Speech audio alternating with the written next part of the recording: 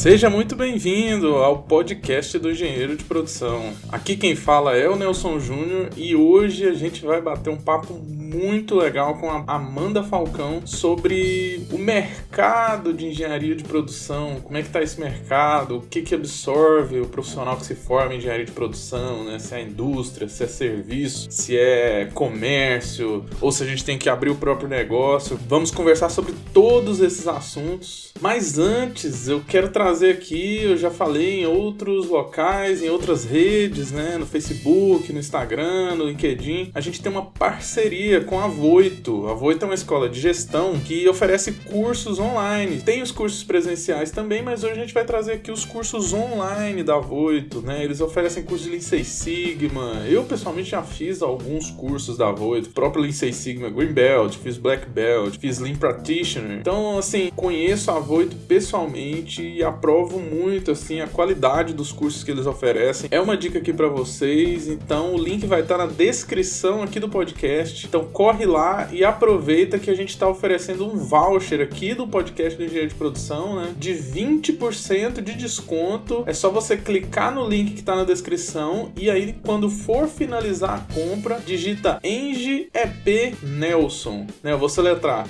ENGEPNELSON. Então, com esse voucher você consegue 20% de desconto em qualquer curso da plataforma Voito. Então, corre lá, aproveita essa oportunidade, não sei até quando que vai durar, mas é isso daí. Então vamos pro podcast, vamos conversar com a Amanda hoje sobre essas oportunidades, sobre esse mercado, que tá muito legal o papo.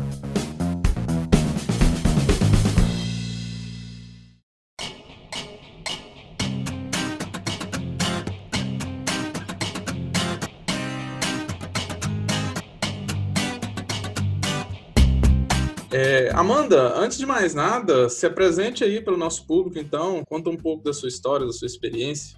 Meu nome é Amanda Falcão, sou graduada e mestranda em Engenharia de Produção pela Universidade Federal de Goiás. Me especializei em Gestão de Negócios, Controladoria e Finanças Corporativas e atualmente trabalho de forma autônoma na parte de Gestão de Processos de Negócio.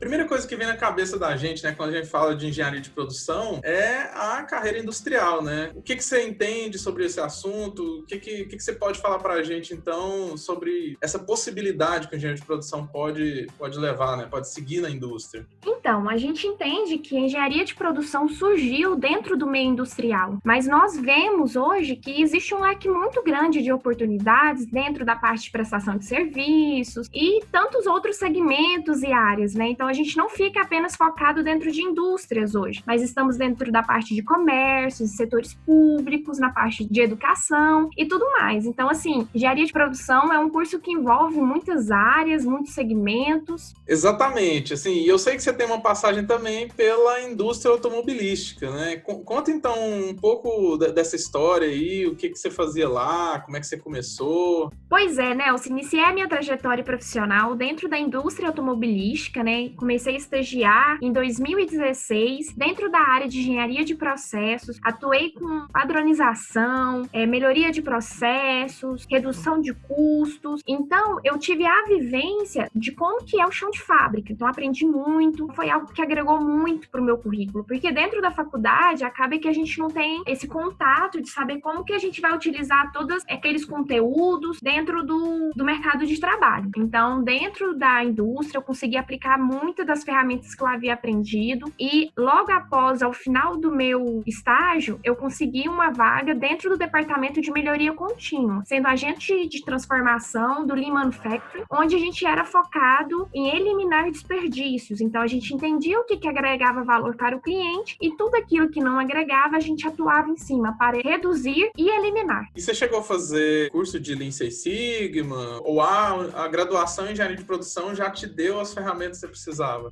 Precisei sim fazer o curso, né? Eu fiz o Green Belt, Six Sigma, então para mim contribuiu bastante, principalmente na parte de estatística, e é uma ferramenta fundamental para todos os estudantes e profissionais nessa área. É assim, quando a gente fala até de engenharia de produção, acho que a primeira coisa que vem na cabeça da gente é montadora, né? Que a gente lembra lá do sistema Toyota de produção, lembra de todas essas indústrias automobilísticas, Fordismo, né? Então acaba que a gente atrela muito. Mas, igual você falou no início, a engenharia de produção não é só isso, né? A engenharia de produção é também outros tipos de indústria, né? Indústria metal mecânica, metalúrgica, que até tem uma relação, né, com a indústria automobilística, porque as peças de um carro, elas são peças metálicas, são peças de plástico, né? Uma coisa que eu acho que, até voltando um pouco, antes de falar sobre tipos de indústria, né? Eu acho que você tocou no ponto aí que você começou como estagiária, né? E Isso. depois você foi contratada, você era analista, né? Muita gente acha, nossa, eu vou formar engenharia, vou assinar como engenheiro, né? Então, assim, conta também um pouco como que foi essa trajetória, quais foram as dificuldades, né, de tentar evoluir na carreira dentro da automobilística,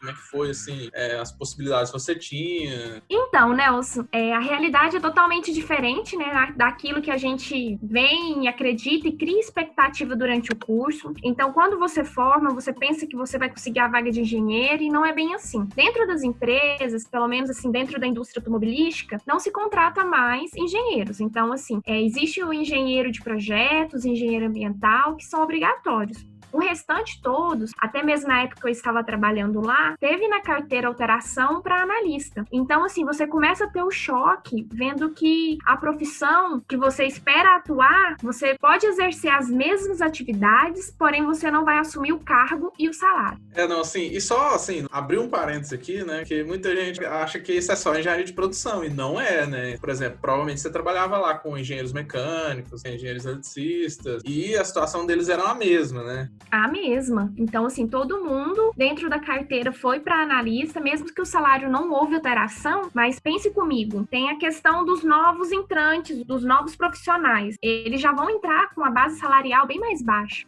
Eu também tenho experiência para colocar aqui. Eu trabalhei na indústria mineroquímica. Eu trabalhei como... Primeiro eu entrei como estagiário, igual você, né? Fui estagiário lá desde 2014 até 2016. E depois fui contratado, nem como analista, fui contratado como técnico de planejamento de manutenção, né? E, assim, a indústria tinha a questão da mineração e tinha a parte industrial de produção de fertilizantes. Eu trabalhava na parte da manutenção da indústria de fertilizantes. E lá eu tive a possibilidade, né, de pular de estagiário para técnico, depois que eu me formei, e também surgiu algumas possibilidades durante a minha empreitada lá, né, surgiu a possibilidade de me tornar analista de confiabilidade, de novo, né, analista, não engenheiro, analista de confiabilidade, só que aí o pessoal lá, como estava tratando, assim, por exemplo, a questão de quebra de peças, de falha de máquinas, né, então o pessoal acabou no processo seletivo ali optando por um engenheiro mecânico. E depois, aí eu falei assim, não, agora é minha vez. Aí abriu a possibilidade de analista de PCP. Participei do processo seletivo, cheguei à entrevista com o gestor e também, como era um analista sênior, né, acabei ficando para trás ali. Tinha um cara que tinha mais experiência que a minha, né? Mas enfim, o que eu tô querendo mostrar com isso aqui?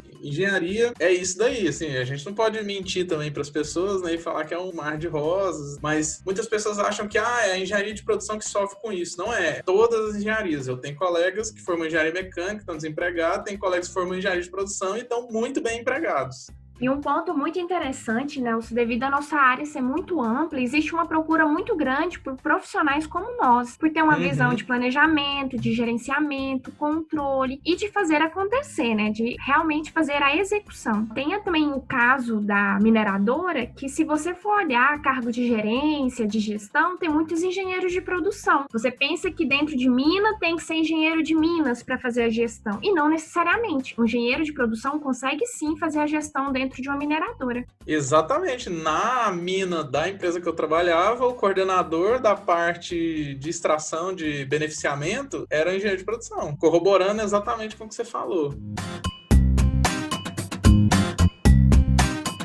E aí, até assim, pegando o gancho, então, dessa amplitude que você falou, né? Então, a gente, como engenheiro de produção, também pode ir para a área de serviços. E o interessante, Nelson, é que ao sair da indústria automobilística, eu entrei dentro de uma empresa de serviços. Então, lá fazia prestação de serviço na parte de processos financeiros. Então, ela fazia BPO de financeiro. O que seria isso? É você terceirizar o financeiro da sua empresa. Além disso, prestava serviço na parte de controladoria e processos. Como que o engenheiro de produção pode atuar nessa área? É você entender os recursos e como utilizá-los da melhor forma possível para conseguir fazer uma entrega excelente, né, uma entrega satisfatória ao cliente do serviço. Eu trabalhava em conjunto com a controladoria. O que acontecia? A controladoria identificava onde havia problemas dentro dos processos. Então, se o processo de compras era ineficiente, eu estava gerando altos custos, eu atuava dentro desse processo para entender o que deveria ser feito e o que teria que melhorar. Não, e assim, é o core business da engenharia de produção, né? Otimizar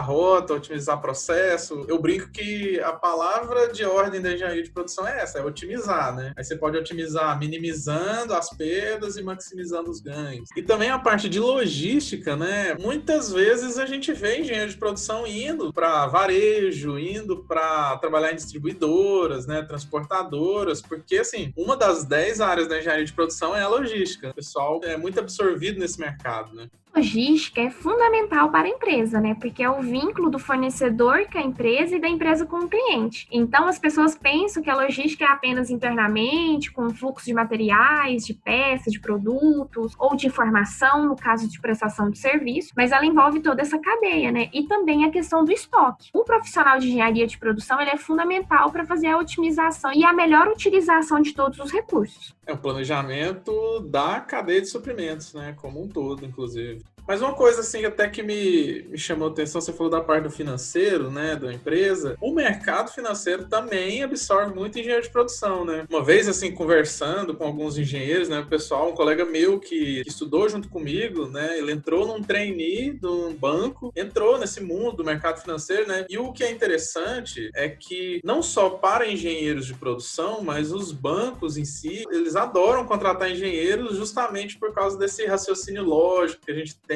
né? A nossa capacidade de resolver problemas no espaço curto de tempo. E aí, assim, mesmo que os bancos não contratem só engenheiros de produção, eu penso que o engenheiro de produção sai na frente nesse mercado, porque especialmente pesquisa operacional e engenharia econômica é um dos nossos maiores patrimônios, né, intelectuais da engenharia de produção, e o banco está interessado em otimizar investimento, né? Casa muito bem com esses nossos conhecimentos. E outro ponto importante dos engenheiros de produção é a questão de gestão de pessoas. Então, a engenharia que está mais apta a lidar com pessoas é o engenheiro de produção. Então, a gente consegue fazer toda a utilização dos recursos com um bom gerenciamento de pessoas. Esse meio de campo, né, que muito engenheiro não tem esse tato com as pessoas, né, acaba que o engenheiro de produção é um pouco trabalhado nisso também. Não pode ser só a parte técnica, né? Tem que saber utilizar as pessoas da melhor forma possível. Agora, então, para quem não quer trabalhar para os outros, né, que a gente fala, para quem quer ser autônomo, né, existe a opção do cara empreender ou da mulher empreender, né? Essa costuma ser uma característica muito forte de engenheiro de produção, especialmente porque a gente tem na nossa carga horária disciplinas de empreendedorismo e não só isso, porque durante a graduação a gente também aprende um pouco muito essa coisa de criação de produto, criação de processo, e isso por si só já dá para a gente um pouco essa veia do empreendedorismo um pouco implícita, né? Sendo que o profissional ele já é hábil, né, a projetar, a planejar e colocar em execução. Então tem uma facilidade de identificar as oportunidades e transformá-las em uma organização que gere lucro. Por você ter uma visão já holística de como que cada área tem que funcionar, que precisa existir processos para aquilo que é esperado pelo cliente você conseguir entregar. E até aquilo que você falou no bloco anterior, né, a gestão de pessoas, acaba que o empreendedor, para o cara ter sucesso, né, eu falo o cara, mas é para as mulheres, engenheiros de produção também, né, o cara ou a cara, para ter sucesso tem que ter isso muito bem lapidado, né, lidar com pessoas, seja na parte técnica, na parte de serviços e no empreendedorismo também é muito importante. O interessante, né, eu sei que todo negócio ele é feito de acordo com a demanda existente ou se não por uma dor a ser solucionada. Então, às vezes, os engenheiros ou engenheiras de produção saem na frente devido a toda a sua habilidade de entender a necessidade e criar soluções. Mas não só de criar empresa, a pessoa que forma engenharia de produção pode ir para esse veio de não trabalhar para os outros. Existe a opção também de ser profissional liberal, desenvolver projetos para outras empresas, desenvolver consultoria, ensinar as outras empresas a melhorar os processos delas. É um ponto assim que a gente também é muito lapidado e eu vejo algumas empresas de consultoria sendo chefiadas por engenheiros de produção. Ótima abordagem, né? Sendo que dentro dessas áreas, o engenheiro de produção ou engenheira de produção pode atuar na parte de gestão de custos e aplicações de recursos, sendo responsável pela vida financeira da empresa, além do mapeamento de processos, entender pontos de melhoria, avaliar e administrar a ação dos recursos para a produção de bens e ou prestação de serviços, realizar diagnósticos para conseguir os melhores resultados da empresa, estruturação dos processos internos, realizar treinamentos, e até mesmo elaboração de procedimentos operacionais. Então, se existe uma demanda, principalmente de pequenas e médias empresas, onde o engenheiro de produção pode atuar na parte de consultoria, né? E em grandes empresas, também tem empresas de consultoria já consolidadas que procuram muito engenheiro de produção pela visão holística, né? Então, é muito importante. Quem tem interesse em atuar em várias empresas, de vários segmentos, a parte de consultoria é muito interessante. Esse ponto, eu acho que vai muito da opção, né? Às vezes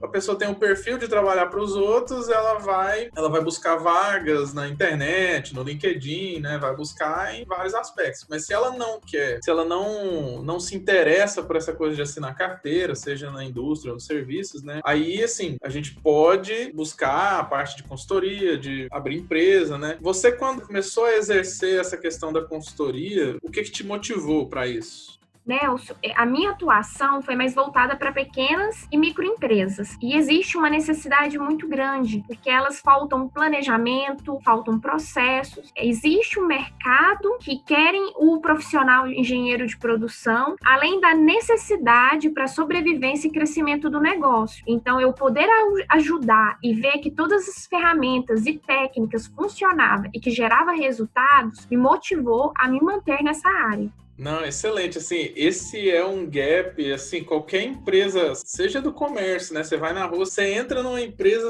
a gente que é engenheiro de produção, né, começa a olhar e começa a ver um monte de coisa errada, mesmo que você tá ali só com o cliente, né, você vê que a organização do espaço físico não tá boa, como é que eles organizam, layout, é um gap muito forte, né, que a grande maioria das empresas pequenas no Brasil, especialmente, são empresas extremamente desorganizadas, né. É importante relatar aqui, Nelson, que as pequenas empresas são as maiores geradoras de emprego no Brasil. Com a estruturação dessas empresas, é possível elas crescerem e gerar mais empregos. Então, por isso que é muito importante que elas realizem a estruturação, entendam corretamente o modelo de negócio e como melhorar. Porém, quando falamos de estruturação, pensa-se que empresas grandes também são totalmente estruturadas e não necessariamente. Então, sim, empresas pequenas, médias, grandes têm a necessidade do engenheiro de produção, sempre tem o que melhorar, vem a questão da melhoria contínua, você tem que pensar sempre em melhorar, sempre ser melhor do que foi ontem. Então, isso para as pessoas que estão lá dentro, para processos, para a empresa, para o modelo de negócio. Então, precisam se reinventar e ser adaptáveis às mudanças.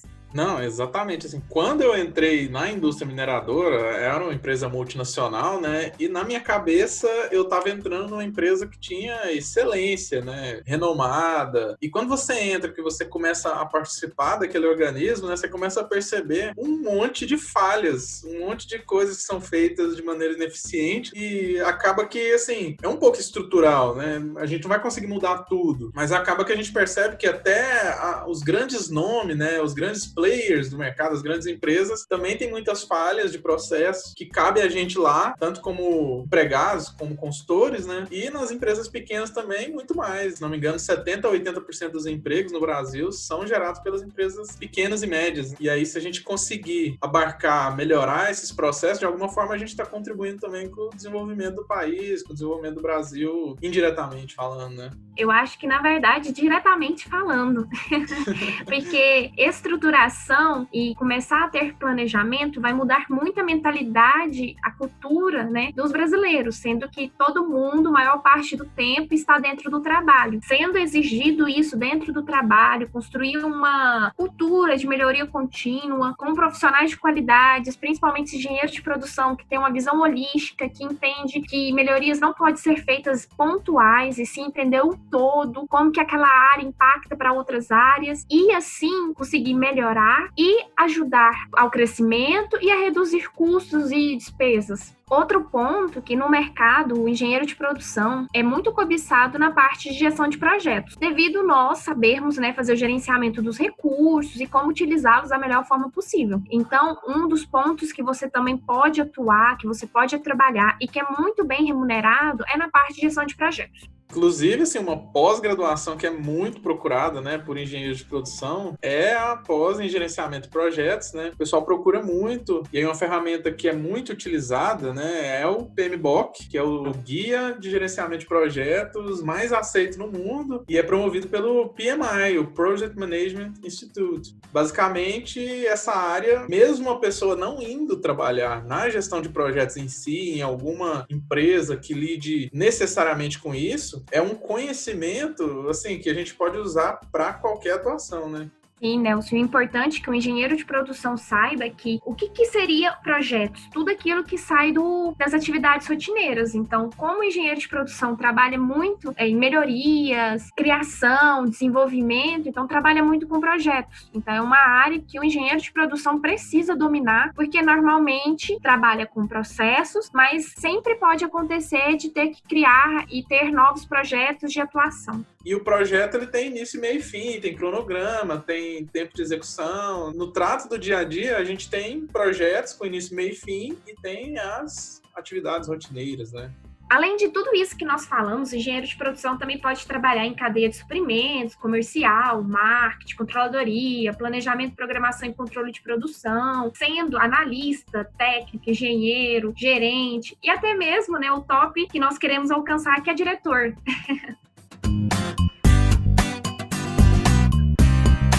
Bom, então agora a gente já falou de indústria, de serviço, já falamos de profissional liberal, consultoria, e tem um terceiro ponto, né, que é a área acadêmica. Essa, assim, eu vou ser sincero, é a minha paixão. Quando eu saí da empresa, eu trabalhei na empresa, na indústria mineradora até 2017, e eu saí de lá com a intenção de fazer mestrado. Eu quis estudar o mestrado com dedicação exclusiva na Universidade Federal de Goiás, né, da cidade onde eu morava, que era Catalão, e depois, na sequência, acabei passando concurso e agora hoje eu estou trabalhando exclusivamente com ensino e pesquisa. Bom, então só para entendermos um pouco essa jornada, como é que a pessoa parte para essa área acadêmica, né? Porque ela não é igual, terminei a minha formação, vou trabalhar com pesquisa, vou para a universidade. Ela acaba sendo uma jornada um pouco mais longa, porque especialmente nas universidades públicas se exige mestrado, se exige doutorado para prestar um concurso para professor, a não ser que se queira ir para a área acadêmica na iniciativa privada, nas universidades privadas ou em institutos de pesquisa privados, né? Mas mesmo assim ainda se exige pelo menos uma especialização, uma experiência em algum ramo, né? Em algum ramo da indústria. Além de ter uma especialização, que se não me engano é um pré-requisito que o MEC exige, acaba que, assim, se ela não tiver esse viés empresarial, as universidades privadas não contratam. Mas se a pessoa não tiver o viés de mestrado e doutorado, você não consegue fazer o concurso público. É uma jornada longa, precisa se dedicar bastante com pesquisa, dissertação de mestrado não é fácil, né? Eu recentemente acabei de passar por isso. Se não me engano, você está fazendo mestrado também, né, Amanda? Estou sim. O estudo da minha dissertação é dentro de um hospital público, onde eu peguei a teoria, apliquei na prática para entender quais são os resultados. Então, a engenharia de produção, além de todas as áreas que nós já comentamos, também pode trabalhar dentro de hospitais e é muito requisitado, devido a todos os fluxos e mexer com pessoas, né? Então, vida de pessoas. Só diferenciando um pouco o que é acadêmica acadêmica e o que é a parte empresarial. Você, por exemplo, na sua experiência aí como mestranda, você fez uma intervenção dentro de um hospital, né? Mas existe toda uma metodologia científica que você precisa proceder. Existem requisitos de escrita científica, né? Para poder lidar com a área acadêmica, que é um pouco diferente de uma pessoa que faz uma intervenção única e exclusivamente como funcionário do hospital ou como funcionário de qualquer parte, né? Primeiramente, tem todo o estudo de desenvolvimento e aplicação da pesquisa, como você disse. E realmente existe todo um embasamento teórico por trás dessa intervenção que foi feita dentro da instituição. Exatamente. E aí, depois que faz a intervenção, que promove a melhoria, você ainda tem que fazer o relatório final, tem que entregar uma dissertação com toda uma estrutura escrita, com introdução, revisão bibliográfica, metodologia, resultados, conclusão. Para desenvolver pesquisa, para fazer inovação, o método científico é imprescindível, né? E aí, no doutorado, você tem outra jornada, né? Que além de você fazer uma intervenção, você desenvolver um estudo, você tem que criar algo novo, criar uma tese com uma proposta que nunca foi feito antes. E aí, depois de toda essa jornada que você terminou o doutorado, normalmente é que você está apto a prestar um concurso para professor do ensino público, e na iniciativa privada, talvez algumas universidades exijam também essa formação, que acaba que algumas universidades também desenvolvem pesquisa e precisam de pessoas focadas com experiência exclusiva nessa parte de pesquisa também.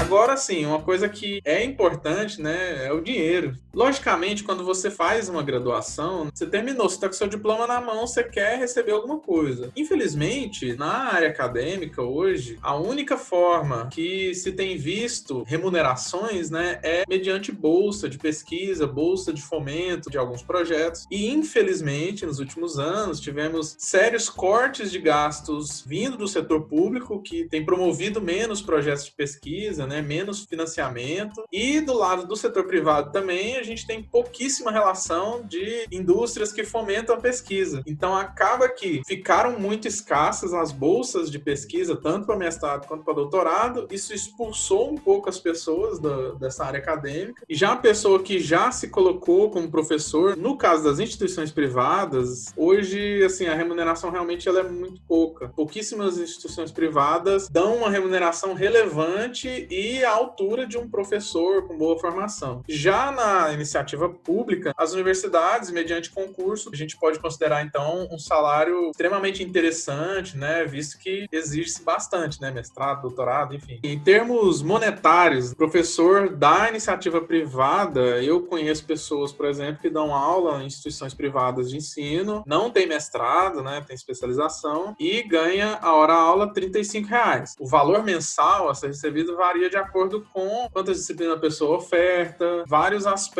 né, que acaba sendo uma remuneração variável e não uma remuneração fixa. Agora, no setor público, a gente já tem aí possibilidades, por exemplo, de um professor em início de carreira receber em torno de R$8.000, R$9.000, e dependendo de quantos projetos ele faz, quantas relações, parcerias público-privado ele consegue um adicional de remuneração em formato de bolsa, né, podendo chegar a R$15.000, R$16.000, aquele cara que já tem mais experiência, aquele professor ou aquela professora que já está há muito tempo dando aulas e tem uma remuneração já mais interessante, né?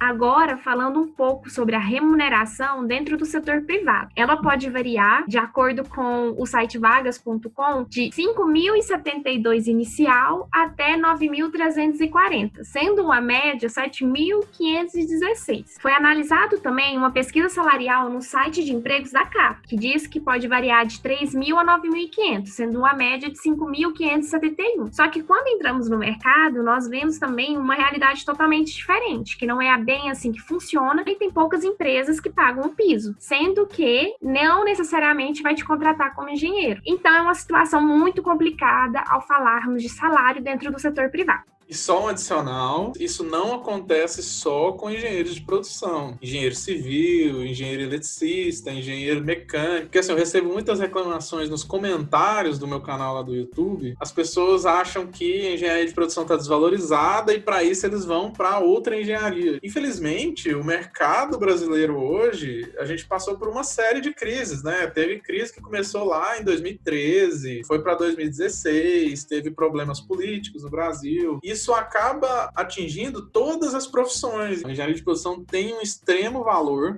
Gostaria de falar também que eu sou apaixonada na área e eu vejo uma perspectiva muito boa para o engenheiro de produção. Existe mercado, nós precisamos nos unir e ter força para mostrar o que o engenheiro de produção faz. O que eu percebo dentro das empresas é que eles não entendem, não sabem o que nós fazemos. Então, o próprio engenheiro de produção precisa se vender.